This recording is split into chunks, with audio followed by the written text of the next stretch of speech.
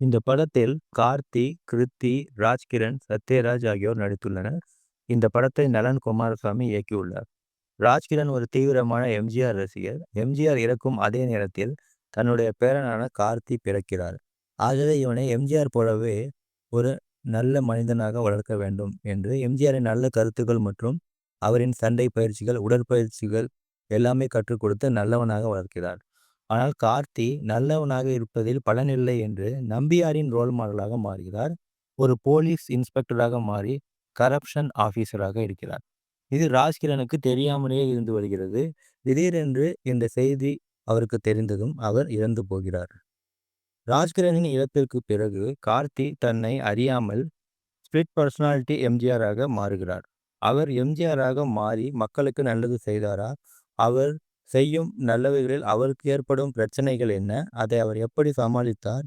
நாம் தான் எம்ஜிஆராக மாறுகிறோம் என்று முடிவில் அவருக்கு தெரிந்ததா என்பதே இந்த படத்தின் கதை.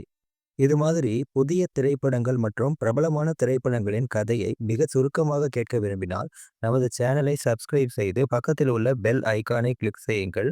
மீண்டும் வீடியோ அப்லோட் செய்யும் நேரம் உங்களுக்கு உடனடியாக நோட்டிஃபிகேஷன் வரும். இந்த படத்தை காண வேண்டுமென்றால் கமெண்ட்ஸில் சொல்லுங்கள். இது மாதிரி வேறு ஏதேனும் திரைப்படங்கள் உங்களுக்கு கதை வேண்டுமானாலும் கமெண்ட்ஸில் சொல்லுங்கள்.